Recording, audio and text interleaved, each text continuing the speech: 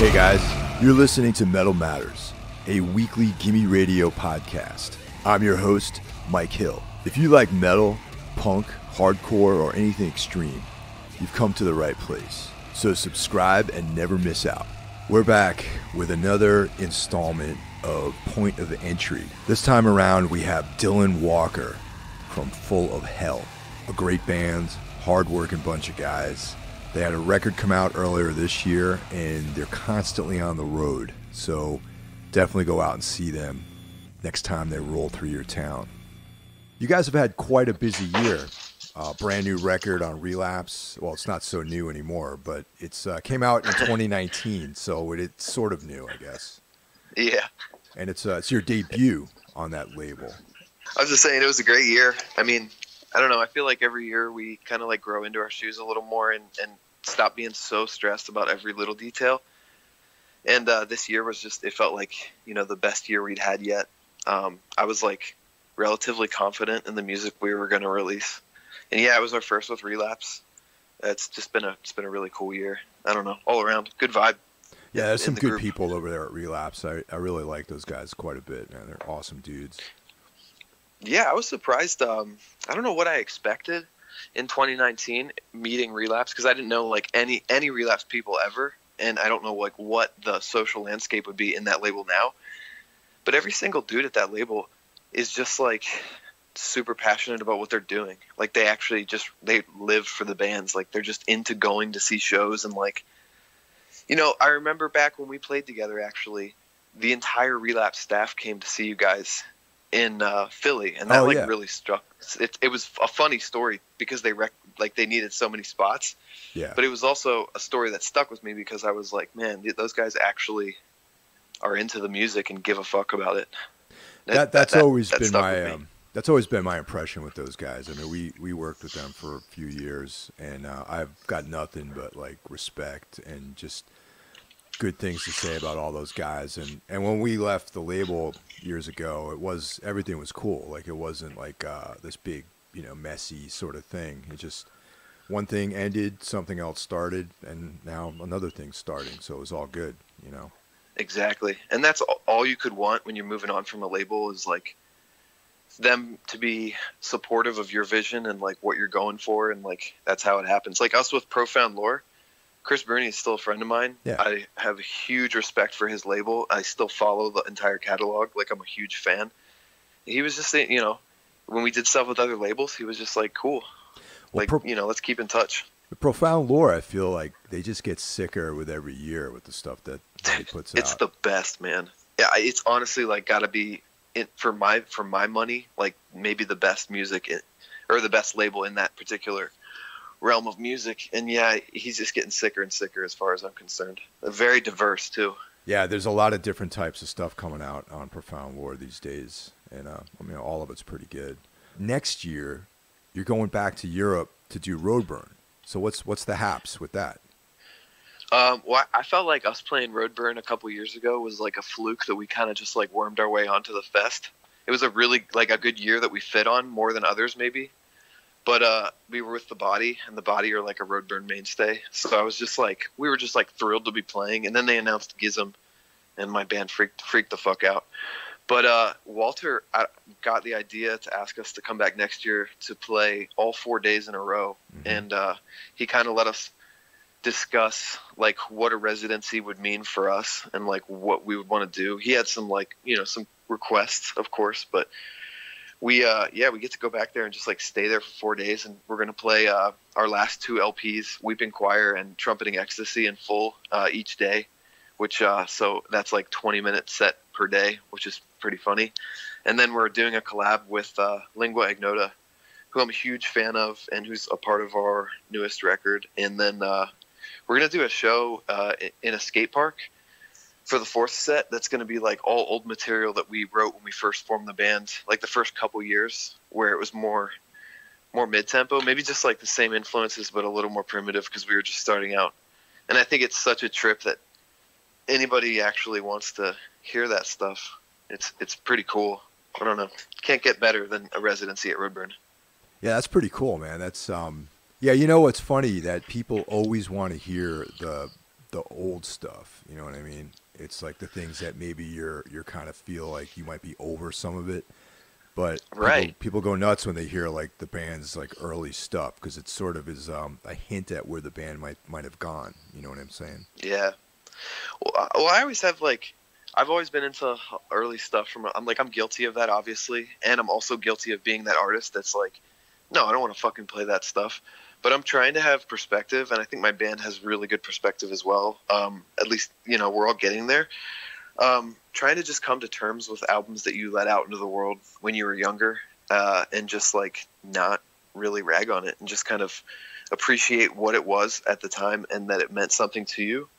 And I feel like we're getting to a point where we actually feel pretty cool with playing the old stuff. I feel like we don't feel as if we need to prove anything to anyone anymore. There was definitely like, we've always been so hungry with the band to just like do as much as we can and like, make something to be proud of and just, give it our all, that I think we always have had something to prove, and we always will. But it's kind of nice to feel comfortable and like kind of have that in check a little bit and be able to revisit, old stuff that doesn't feel where, exactly where we wanted it, and be cool with it. Yeah, because at this point, you guys have been around for at least 10 years, I think, right? Yeah, man, this is the 10th year, Spencer says, which is crazy because I still feel like a pretty young guy, but it's slipping away. And I don't feel bad about it. It's just that's reality. There's like bands that are 8-9 years younger than us, or even younger, and I'm just like, what the fuck? Yeah, I know, man. That's a thing, definitely. The turning wheel. And time is flies on broken wings, as some people say, man. It's like one of those seriously never-ending streams that erode stone into nothing, Yeah, man. But it's all good, man, because you having wisdom and getting older and having a past and having like sort of perspective on stuff is always good, especially for musicians and artists. Oh, I prefer it. I would never want to go back. I have no qualms about getting older and seeing new stuff come up that maybe I don't get, and just like seeing things shift around. I'm totally comfortable with it, actually. One of the things I discovered about you guys is that this last record was written with everyone living in different places instead of you guys all sort of going through the weekly practice regimen. So how was that on writing? Well, for me, honestly, it wasn't any different, just because I've always lived up here in Pennsylvania, and those guys have always lived in Ocean City for the most part. So Spencer moved up to Philadelphia for a little while, and so did Sam. And then Dave stayed in Ocean City with his family. And the dynamic between Spencer and Dave obviously was then stretched, and I think it stressed Spencer out a little bit because he's always just been right there. Anytime I got a jam with Dave, like, it can happen because that's where all these songs have always started. But I think it made them value the time that they had to practice a little more. I can't really tell if they're more efficient because to me it felt like insanely efficient as usual. Spencer usually will like come to me at a certain point and be like, I have really terrible writer's block. I don't know what to do. And then he'll text me like the next day with like 6 demos. So, he's always like, it's like he's burning constant oil. Like, ideas are just kind of always flying out the gate. Seems like a bottomless fountain, really. So we're really lucky in that there was no like serious stress for us, at least. I always just write separately, so everything felt the same. What kind of stuff do you like? What's an inspiration for you as far as lyrical stuff goes? I don't know, man. When I was a kid, I was really, really, really into Edgar Allan Poe. That was like how I learned to read with my mom. I was super into scary stories, and at a certain point, my mom kind of like had me do this bedtime reading with her every night, very, very sweet, where we would read Edgar Allan Poe stories. And of course, that stuff's like kind of has more of an antiquated prose to it sometimes. So it's maybe a little bit of a drier read than like scary stories to tell in the dark or something like that. That probably had some kind of influence on my vocabulary. And, it's funny, like, this is just maybe just the less common lyrical inspiration for someone in like this kind of musical realm or whatever. But I had a big turning point with Joanna Newsom when I was like in late high school, and I was like obsessed with her work, you know, for years. And her lyrics were like so just like steeped in this really, really descriptive, you know, analogies and just like these epic poems. And I was always just really taken by that. And I never wanted to do like grindcore or metal or whatever we are. I never wanted to do it like in the traditional, like, you know, let's write an album about killing a bunch of women or something like that. Yeah. I wanted it to kind of, I always loved the idea of like chiaroscuro, like a hard contrast.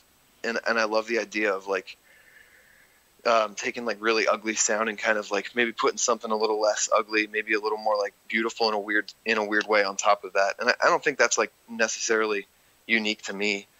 I think, you know, a lot of black metal bands are into that kind of idea as well, you know, and so on. But yeah. No, it's cool, man. That's cool. I read Poe when I was a kid too. Poe and like Lovecraft and actually another interesting thing. There's a song called Silmaril on and I right away I was like, oh, the Silmarillion. Tolkien. so I guess you read Tolkien too. I went through such a there's been like 3 phases of my life where I just hit this pit where I just fucking read Tolkien shit over and over again for like 2 years at a time. And there was like definitely a full of hell period for 2 or 3 years where I just, you know, read over and over again and read the expanded, you know, appendix in like the big edition of Lord of the Rings, and then read the Silmarillion again. And it's like, you know, it's a beautiful story, but it's definitely a dry read. It's awesome. Well, I love it. But one of the things, you know what I'm saying? Oh yeah, totally, man. But one of the things I love about Tolkien, and I mean, there's other writers out there too, that they create such a mythology. Like they put almost probably as much energy into world building for the narrative that they do into the actual narrative. And I always thought that was really cool about Tolkien's work. Oh, it's incredible, man. I mean, he is like, you know, the father of all modern fantasy. Like whether it's a book or like a role-playing game, you know, it truly blows my mind. I cannot fathom coming up with like an entire breathing culture. You know what I mean? And it lives way beyond him or any of his kids. That shit's going to live forever, you know, unless the earth gets like nuked into complete oblivion and all records are gone. Shit's going to like outlive everyone. Yeah, I feel like his work is definitely, it's like mythology now, you know. Once this civilization's lost, someone's going to find Tolkien's work, and it's going to be like like the Epic of Gilgamesh or something like that, you know. Yeah, man. Or it's going to end up being some accidental creation story for the next wave of humans. Yeah. And it'll be an even weirder tale than the Bible. Yeah. The whole idea behind this type of episode that we're doing tonight is to talk about some of the entryway music, hence the name Point of Entry, into extreme music. And if I'm talking to somebody who's an artist or musician, specifically what records or bands or other artists have pushed them in the direction that they're currently on. And the reason why I asked you, Dylan, is because I know that you're into a ton of other stuff besides just what your typical grindcore musician would listen to. So I wanted to open that conversation up with you. Well, yeah, man. I actually had I feel like I've had a pretty lucky musical odyssey because unlike a lot of my friends, my parents were actually super, super into music and like all kinds of music too. So when I was a kid, my parents would always be listening to the Grateful Dead and a lot of bluegrass. And that's always stuck with me, I guess, you know, through my entire life, especially the bluegrass. But they named me after Bob Dylan. So like a ton of Dylan records were always playing in the house. And, you know, whether he admits it or not, his music, you know, comes out political. So I think there was always like a social charge to that music to me, you know, in some vague way, maybe kind of like a rebellious kind of thing going on. My parents gave me my first punk CDs too, actually. My mom was like, before they were into like the Dead and bluegrass and got all mellowed out. They were really into punk. My dad loved the Clash, and my mom loved Bad Brains and Ramones and Dead Kennedys, and they loved the Sex Pistols, like, you know, a lot of early stuff and even some like early hardcore stuff, which is pretty surprising to me. Yeah, my mom has all these old pictures of the Bad Brains in DC, like when they look like kids in the pictures. It's crazy. So that was fucking intense, sweet. Man. So they gave me a bunch of Ramones CDs and the Clash and the Sex Pistols and Bad Brains and like this was probably around like age 10 or 11, and that's when I was like, I'm punk, like fucking forget about it. Then of course at school, like all the actual punks called me a poser. So I'm glad I stuck through that, because I remember being pretty bummed out because I just wanted to hang out with those kids and none of them wanted me around at first, you know. It took like years. Yeah, that's funny, man, because I remember when I first got into punk and it was like, man, I just like the music. I don't want to have to like sniff glue and like, you know, break windows and stuff like that, you know. Yeah, man, I was like, give me a Byhawk. And I'm from a really small town, so no one was sniffing glue as like a, you know, in like the punk subculture. There were probably like 10 punk kids, and they were all generally good kids. I think we had one friend that smoked a little bit of weed by the time he was in like maybe 8th grade. And we were like, that kid's a fucking drug dealer. You know what I mean? We were like pretty good kids, I think, overall. Like breaking windows, maybe.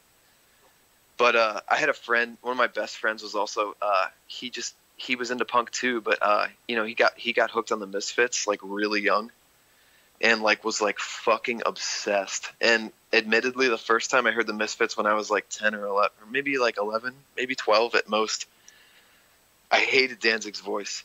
I don't know, like it just like struck me as like it sounded like I was listening to like a punk band but with like a country singer.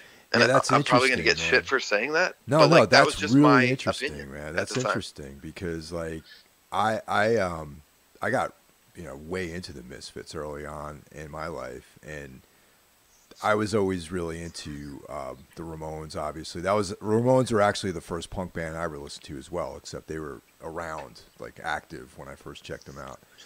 And that's the thing.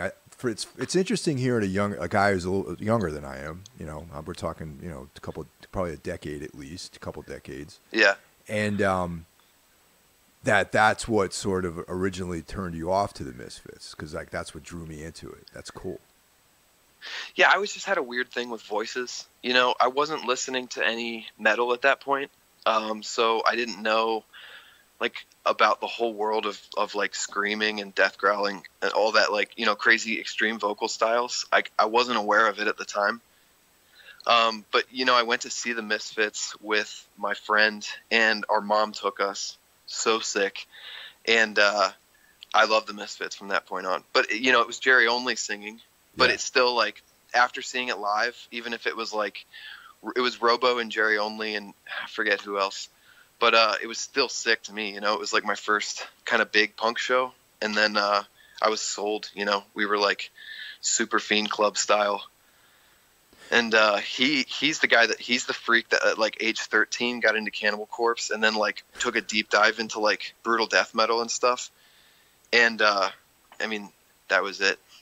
For him, at least. I remember the first time I heard Cannibal Corpse, I was also like, I don't know what I didn't like about it the first time I heard it, like at age, you know, you're like right at the 8th grade or something. I should have been smacked. I don't really understand, because we also, in our town was like really fucking small. It was like Penn State University, like State College. Yeah. But we had shows, like kids my age, a little older than me maybe, had bands, and one of those bands was like purely influenced by like Cryptopsy and Cannibal Corpse. And when I saw that band, and this was probably like same year, like age 13, I had a lot of like flipping opinions around this age. I saw that band, and I didn't know like a kid my age could scream like that. It was fucking sick. He sounded just like Lord Worm or something. Yeah. And, it blew my mind. I was like, I kind of like immediately moved away from punk.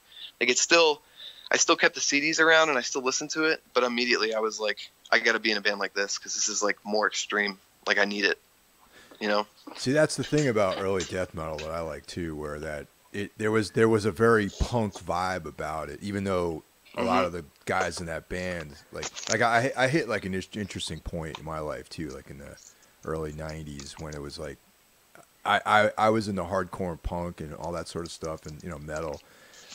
And I was in this band with this dude who was Mr. just extreme death metal guy. Like it's like his whole world started with like Obituary. You're like, bro, chill out. Yeah, and it was like I wanted to do something that had kind of elements of both things, but he just could never grasp the idea of punk or hardcore. And to me, they were like very similar. But he was like the other side of that, like the guy who was like into the opposing force that won't look at it. Yeah, like just like this weird closed-minded thing. But like when you actually got to meet some of the guys that were in these bands that were influencing him, they were like a lot of those guys were into like Black Flag and old punk and stuff like that. Seriously, I got a great story actually. 2 stupid little anecdotes, but I can totally relate to that because when I was a kid, we lived in this little town like right outside of State College, and the State College kids were like kind of like richer kids, and we were like kind of like the punk, like extreme metal, like grindcore kind of guys, and they were like so classic metal only, not even death metal, and like couldn't cut your hair and blah blah blah blah blah, and they were such fucking elitists. I could not stand it, and I think it's what turned me off to like a lot of classic like Metallica, Megadeth kind of stuff, is because those fucking kids were like literally the worst rich douchebag, like Line 6 amp, like metal purist, like just young private school like dorks, like killing it. So I can relate there. But best story about punk and metal being intimately related. When we went on tour with Immolation a couple years ago, we played in New York City, and I was sitting in the green room with Ross and Bob. Yeah. Great and guys. They were sitting there hanging out with Breakdown.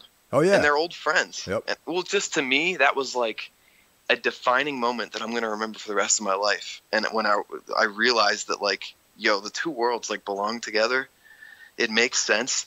The best metal bands are always, punk guys.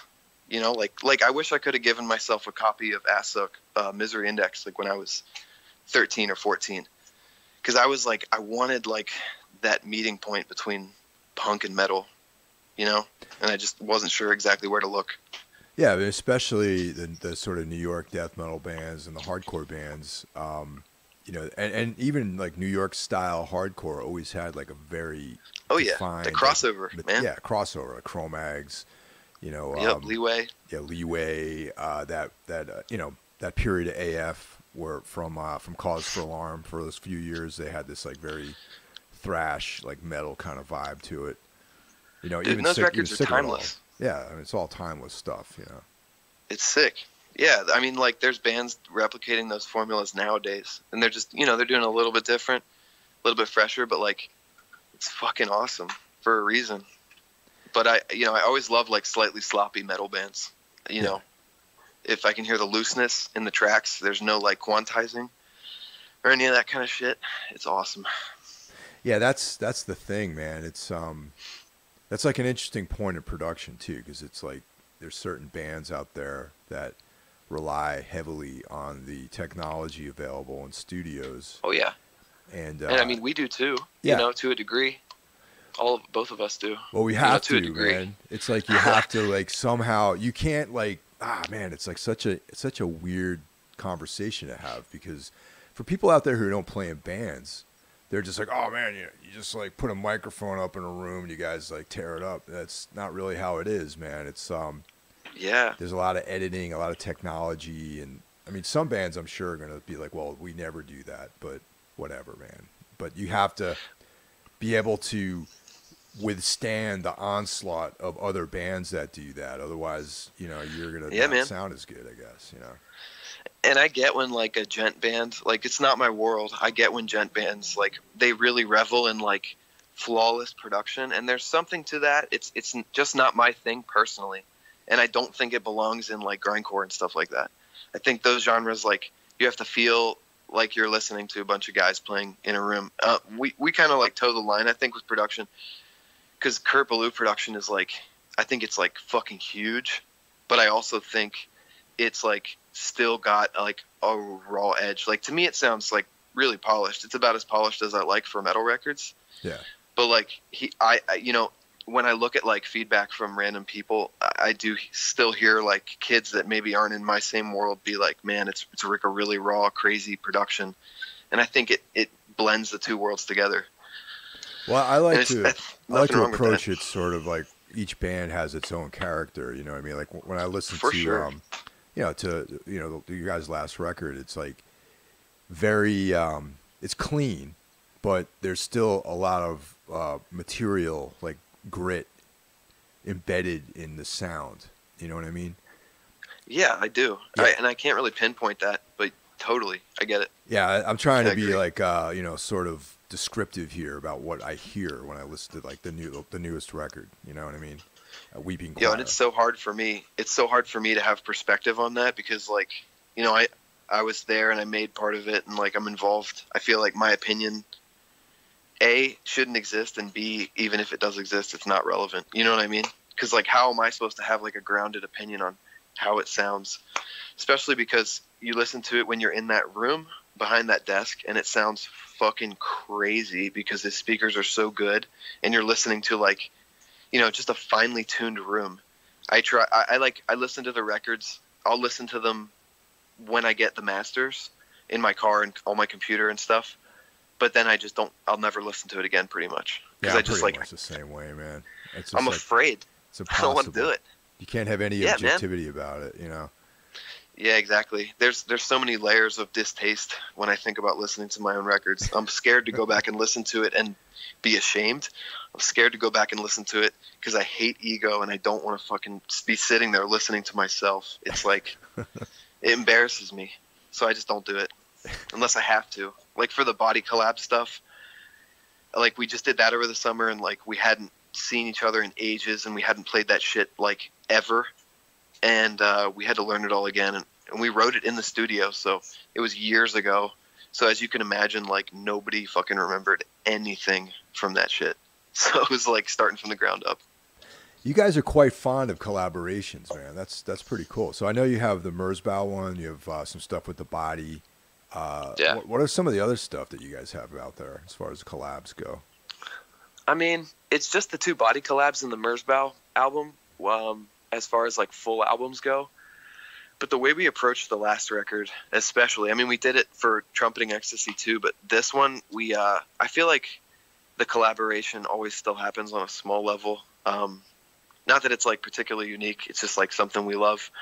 So Weeping Choir had like a ton of friends involved. And I even, as far as like artwork goes, I truly consider the artist Mark McCoy, I consider him like part of the collective sphere of Full of Hell, and I consider that artwork as totally a collaborative project, you know, together as we were like feeding off each other's inspiration. Like he finished a lot of that artwork before I finished 100% of the lyrics, and his artwork totally propelled, you know, me to finish the lyrics very quickly, just because it was like I was looking at a physical manifestation of the record. And then we had like Lingua Ignota on the record, and our buddy James Kelly from Altar of Plagues and Wife, he did some drum stuff on the record. And I don't know, I'd say the collaboration spirit, it just sticks around now for every release. But we only really have the 3 records so far. Other than that, that's Mark McCoy from Charles Bronson, right? Exactly, Youth Attack fame. Yep. Yeah, that was a great label too. A lot of cool stuff came out on that. It's fucking awesome. He's another, like, he's a guy that has he cares very much about properly executing aesthetic, and I don't know. I really dig everything he does. Big fan for sure. You know, it's funny. You mentioned aesthetics, and I was thinking about that. And it's recently I heard an interview with Boyd Rice, among other people, who I have. I have like a whole bandwidth of opinions about Boyd Rice. You know what I mean? Right. And there's good and bad things I think about him, but one of the things that I took away from the interview was he mentioned this term that I've been thinking about called aesthetic alchemy, which is like creating an environment out of your own personal aesthetics to sort of generate this power. You know what I mean? Now, like an aura. Yeah, and there's a lot to that, and I think there's definitely a handful of bands out there that do that as well. I mean, I don't think Boyd claimed that he did that in his music. I think he was using that more for his personal life. But I sort of extrapolated that into the broader world of being a creative person or a musician or a band, because there's definitely bands, and that, you know, you guys are Yeah. definitely one of them, who there's like an atmosphere, like an environment that the music and the aesthetics create together. So I just want to I know if think that was it's something you think about. I think about it a lot, and I think it's kind of tough with us. I fully endorse the idea of an aesthetic alchemy for sure. I think it's tough with us because I think we're like really opposed to certain details that I think you need to take into account if you wanted to have like, you know, real aesthetic alchemy. Like I don't really feel like the mystery guy thing is ever something that would work for us. I like that we're approachable, and I like that we're honest and cool with people, and that we like take time to talk to anyone and just be like the normal people that we are, instead of acting like we're like some fucking important, you know, entity that everybody gives a fuck about. Like a lot of bands tend to act when they, you know, they get one little accolade or something. So I think there's like a clash between like us just being like normal ass kind people that are just here to do our thing, and then we kind of do try, at least with our art, to like curate a particular aesthetic. And like, you know, as the years go by, my struggle is to make it feel more complete when you're looking at our releases and listening to the album and reading the lyrics. I want it all to flesh together, and I want people to like be able to connect the dots between records and like, you know, draw a larger image for themselves. But I think that's when like the punk and the theater clash a little bit, because I'm not gonna fucking not be cool with people and be down to earth and normal, you know, just for my art. Yeah. And I want the art to be like elevated in some sort of way. So it's just a balance, I guess. I don't know if we hit it or not. No, it's cool, and also that doesn't necessarily mean that you know. I mean, I didn't take it away as like a thing where you gotta aggressively like alienate everybody either. But Well, I you think know, I appreciate that though. So like, I'm not even saying it's 100% negative. Like, if a black metal band that's truly into the theater of that, like, walks with these characters, and they're always these people, and they have, you know, no internet presence except for like what they've very carefully chosen to release, and there's just like an aura around the band. A lot of people are kind of like lashing at bands like that nowadays, like saying that theater is like corny. But I think, you know, duh, it's fucking corny, but it's also fucking cool. Like, let the theater exist. Let that, like, them try to build that mysticism, because when it works, I think it's really something special. Like, I'm into that, is what I'm trying to say. So like, right. there's like a balance. I don't think that's our style, but I love that mysticism when a band's able to pull that shit off. Yeah, that's an interesting thing, man, and yeah, it's just something I've been thinking about, because I've been applying that concept to like whenever I check out a, you know, go to a show or whatever. It's like we were talking about 1349 prior to this, and they Yeah, came through Brooklyn, and I was like, that's a band that definitely has a very strong atmospheric aesthetic when you go see them. absolutely. Yeah.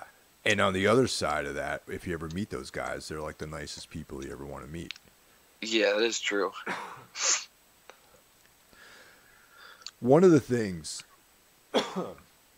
now this is from my perspective, that, you know, I listen to punk and metal, but the harder to find stuff like throbbing gristle and noise and electronic music and that kind of stuff, which is, I know that you're into that.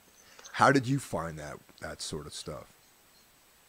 So after I started listening to metal bands through that local band, you know, I had LimeWire, and I was always on pure volume. I didn't have internet at my house, so it was like the router broke one day when I was like, you know, 14 or 13 or something. And my mom was so fed up, she was like, fuck it, we're not having internet ever again. So from that point until like 2008, almost like when I was graduating high school, I didn't have internet at my house. I think that really stunted my musical growth. Like, no joke. I think I took a serious hit because of that. So I was always using like anonymizing proxies at school to get onto like pure volume. And you know, when we did get internet back, I got LimeWire. But I found out about, you know, a little bit more grindcore via that like Discordance Access. I remember finding really, really early on, like as far as like bands that were real grindcore. And maybe not so much of the scene stuff. I was definitely into some scene core stuff. I think on Headbangers Ball one night, I heard like a Fear Before the March of Flames song, and I thought it was really fucking sick. It was a record called Art Damage that is just a Botch like ripoff, in the best kind of way. But at the time, it was so derivative of Botch, and I had no idea who Botch was. But regardless, I became a fan of that band, and I was reading about them on forums, and everybody was just talking shit on how fake they were or whatever. And I was kind of disturbed by that because I was like, this band's insane. I don't really know why. And I continued to be a fan of the band, but that's how I found Botch, the band that band was supposedly ripping off. And through Botch, I found Hydra Head. Oh, yeah. And Hydra Head changed my life. I mean, that label had everything I needed, and it's just crazy. I still listen to like all the stuff I was listening to then. I was super into Oxbow. I found Purient on there. Merzbow was probably the first noise thing I'd heard. I just thought the name was so weird. I had to check it out. And that's where I first heard stuff like Exaster. And Daughters was like a huge fucking deal to me. Like, because the first couple records were very like spazzy scene grind, like white belt grind, as I called it. And then when they released Hell Songs in 2006, it like changed me. I thought it was like the most demented sounding, fucked up, like broken guitars falling downstairs sounding record ever. And the lyrics were so good. I was just really obsessed with that record in particular. Yeah, those guys are talented, man. Their newest record is fucking amazing, man. The one that came out last year. I mean, I think it's the perfect follow-up for them after all this space. Like, that's the record I would have hoped that they made. And I feel like a very invested Daughters fan, to this day. So I feel like I feel good that I like the record because, I was such a fan of everything they did. Even the record they didn't like the one they did before they disbanded the first time. And I liked it. It was like it felt like a slightly more dialed in, almost poppier sounding Hell Songs. And I thought that was awesome. But I really love that record. They're doing great. They just tour all the fucking time now. Yeah. I haven't seen them in this last iteration yet. I always seem to be out of town when they come through. It was awesome. Yeah, I remember we tried to. We were heading down to Atlanta, and we were going to stay in Baltimore. My friend Cole, and he was doing. Cole Crick. Yeah, you know Cole. Yeah, of course. Shout out Cole. Yeah, you and Daughters were playing that night at the not the Metro Gallery. What the hell's the name of that place? Autobar? No, it was the Weird. Metro Gallery or something like that. A place that we've played before, and I'm sure you guys have played too. There is a Metro Gallery still. I wasn't sure how long that was a venue. Yeah, that's probably this is only like a couple of years ago.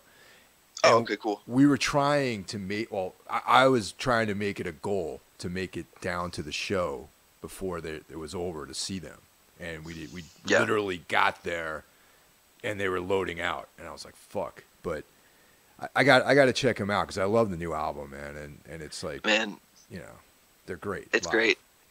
They're still wild live. I will say they had a much more self-destructive history, and when I saw them as a teenager. They did some really crazy shit. I remember Lex just holding his hands out to the audience and everybody spitting in his hands. He filled his hands up and then he drank the spit. Yeah. I thought now I'm like, yo, you're a wild ass piece of shit back then. But now, then I was like, I just want to be like this guy. Like I want to go as hard as fucking possible when we play. I want to hit kids. I want to like flail all over the floor. I was also definitely really taken away with Dillinger Escape Plan at the time. Definitely. There was a video of them playing at the Mall of America. It's still sick. And as soon as the band starts, they go ape shit, and the singer just head walks like 20 feet deep into the audience. And I remember being pretty blown away by that. So I took that sharp left turn into that world. And my best friend, who I was my bandmate all through high school, he stuck strongly into like the true death metal lane. And we still met in the middle. We played music together, but that was like, I went down the deep white belt lane, I guess, for a couple of years. Well, Dillinger Escape Plan, I feel like is as time goes by, are going to become a more and more significant band in extreme music, I think, because they were able to start in one place like as a hardcore band, but expanded into that kind of Mike Patton world of this kind of experimental, weird music. Yet they still managed to somehow gain more and more fans and become like this commercial phenomenon in some ways. I saw them on Fox News one day, yeah, like back in the day. I was like, what the fuck? But yeah, man, that band is undeniable. Like, I don't give a fuck what you think about that band, what you think you know, but you cannot deny their talent and energy. They're the best. They were one of the bands that we really wanted to tour with until they broke up. We were like, Dillinger Escape Plan would be awesome. Like, totally would be willing to do that one and be honored. Yeah, it's, the Ben Wyman trip. That guy's definitely a tour de force when it comes to like all aspects of music too, as well as just the business end of it too. That guy knows what's up. Yeah, it's pretty cool. I like when people just like keep hustling and do like a bunch of different projects. And all those guys are, as far as I know, are still working on cool shit. Yeah, they are. It's cool. But yeah, Hydra Head, man, that like changed everything for me. And it's crazy because some of the bands I still listen to. Like, I found out about, like, Oxbow and Khanate and Harvey Milk back then, and I was like, this shit's awesome. And, like, for the last year, Spencer got me back into Harvey Milk, like, obsessively. And this time, when I'm revisiting them, I'm just like, this is, like, the most underappreciated band of all time. It's almost like a droney noise rock Tom Waits. It's, like, genius music. So it's just crazy to me. I feel like I've come full circle a little because I had such a phase when I was young with Hydra Head, and now, I still find that library to be really great. Yeah, they got some great stuff, man. Great. That was an important label, definitely for me too. I mean, I remember when Aaron first moved to Boston because like I was living up there at that time too, and just changed everything. And it was like. That whole part of the country became synonymous with this thing that was going on that was kind of centered around his aesthetics. You know what I mean? Oh yeah, it's really cool. Like I can't imagine like how a person like that was perceived then. Because sometimes like I think like younger people like immortalize and worship like really random ass things that maybe people at the time didn't really think much of. So I don't know if Hydra Head. Like, it's cool to hear that it was influential then because, now it's just like fucking Hydra Head. But I don't know what it was like then, Yeah, it was definitely like this new thing, but it was the bands were great, and that's kind of really the sort of, selling point of the whole thing is that the music was good. It wasn't just like some new jack with like recycling the same shit. And right. Especially on the early releases, he hand created like all those early record covers, like all those 7 inches. So there was like this very tactile, like DIY, but it was like not just like photocopied stuff of like Charles Manson or like cop cars or shit like that. It was like this very well designed, creative, like artistic sort of thing.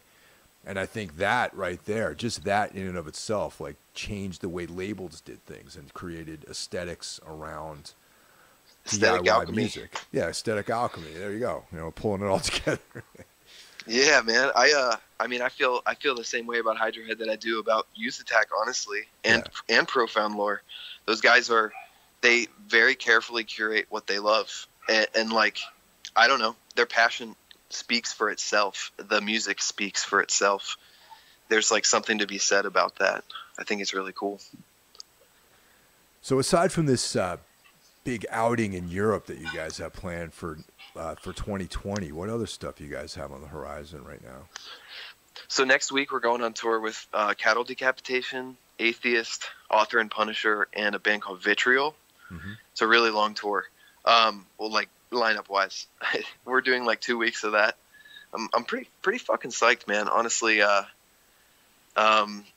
we toured with Cattle Decapitation a couple years ago, but this is on a new record for them and for us, and there's a bunch of other cool bands on the bill, and it's not just metal bands. Author and Punisher, Tristan's like super talented, like really crazy sounding industrial stuff. I don't know if you're familiar, but he builds his own MIDI controllers, but they're like big cranking machines. It's so sick. So I'm pretty excited. I think mixed bills are good, but other than that European tour in the spring, that's our first time in Russia too. Oh wow, so I'm that's pretty cool, man. Pretty fucking psyched about that. We waited a long time, but finally got everybody on board, and I'm just excited to check out, you know, a new culture and eat some food for sure. That's awesome. But we're working on like a special release for early in 2020. I don't really want to spill the beans about it, but we were, you know, it's like our first big DIY project, like as far as releasing music goes.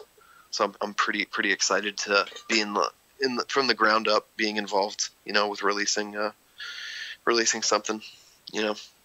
Well, that sounds interesting, man. I can't wait to hear about it, you know. Yeah, I'm psyched. Yeah. You know, Tristan, he actually was a guest on this show last year.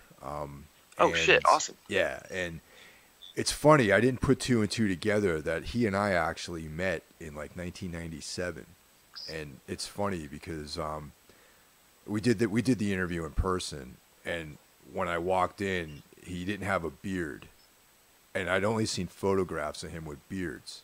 So I'm like, when I saw him without the beard, it all hit me that I'd met him, and we were like, he's like, that's you know, crazy. I was wondering if it was the same guy. And I'm like, yeah, like I recorded a demo for like one of his old bands.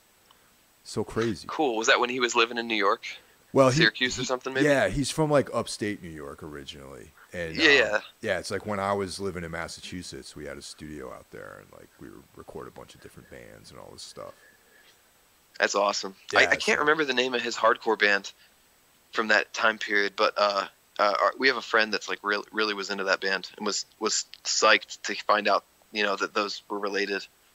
Yeah, well, the band that I recorded was called Falkirk, and that's it. Oh, that's it. Okay.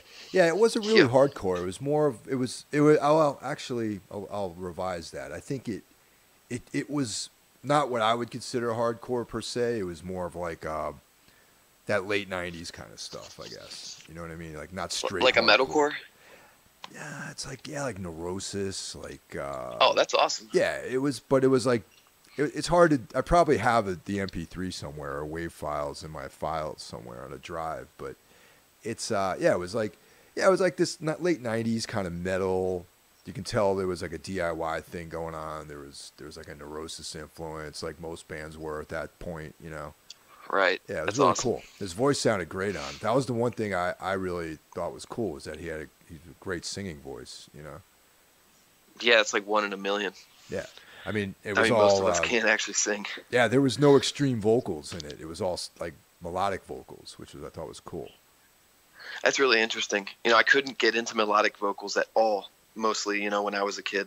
I mean, maybe that was part of the reason why the Misfits didn't immediately appeal to me. There was like actual melody a little bit in his cadence, but I mean, I'm still that way a little bit, but when the voice is right, it's right. I like it a lot. You know, that's the operative right there, is because I like clean singing, but it has to have like some sort of characteristic to it, you know what I mean, that resonates. Yeah, definitely. Just a little picky. Yeah. Well, Dylan, thank you very much. Appreciate it. It was great talking to you again. I haven't talked to you in a while, so it was cool. Dude, it's been forever. Yeah, dude.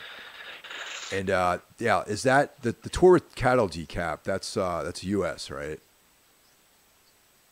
Yeah, so we're doing from Texas up to Chicago, and there's a stop in New York too. And I don't remember what day it's on. I'll find out. But it's at La Poisson Rouge. Yeah, that place is cool. You should hit me up and come out, hang out. I 100% will, man. So that's awesome. All right, thanks a lot, man. Take care. Yeah, take care.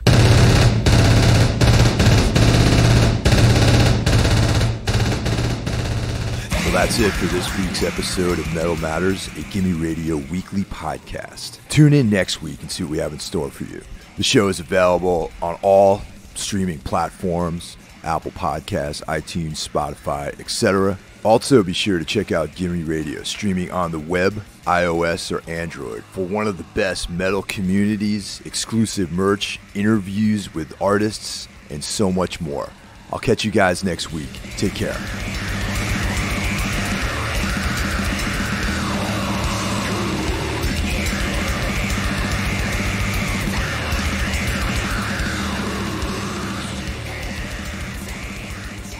forward, man. I was hoping to find a way to catch up with you guys at some point. You know. Yeah, definitely, dude. It's been a minute. Yeah, definitely. I was thinking about that 1349 tour, like a lot actually this year. It was really? That was a good time. Oh yeah, man. Yeah, I just ran into those guys last week. Actually, they were out here in Brooklyn. How they doing? They're doing great, Probably man. The same as always. Unfortunately, not unfortunately, but they had Niels from Dark Funeral playing drums for them. I guess John. Oh, that's sick. Yeah, dude, that guy is like one of the most intense drummers I've ever seen, man. So that rules. Good for them. It's so hard for them. They get so much shit when they don't have Frost with them. Yeah. Like from like Psychos. John's with Uncle Acid and the Deadbeats now. He's killing it. Yeah, I mean, he's doing great. He's a great drummer. I'm really happy for him. Yeah, I haven't seen him play with those guys yet, but yeah, I'm sure he adds quite a bit to that band.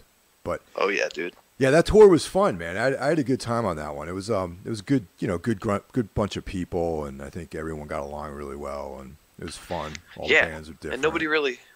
It's pretty cool because nobody really knew each other.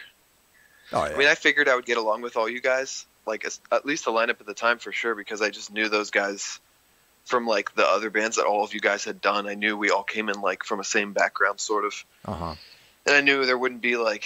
I would have been shocked if there was like ego. I was curious about 1349 because we'd never toured with like older black metal guys before. Right. But I'm sure there's like ego there of some kind, but like not in a way that invades anyone else's space at all. Those guys were so chill and cool to be around. I was really impressed. Yeah, they were great, man. They were really cool. And we did another short tour with those guys last two years ago. Yeah, out to Ozfest. That was pretty sick. Yeah, I saw pictures of that. That's awesome. Dude, seeing them play in the middle of the day, which it's weird, right? It was weird, but also strangely intense because you know how in Halloween, Michael Myers, like some of the scarier scenes are him during the day.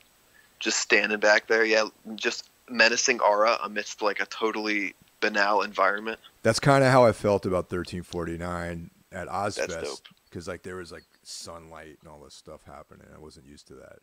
So yeah, still not down with playing in the day outside. Oh, dude, I fucking hate it, man. Fuck that.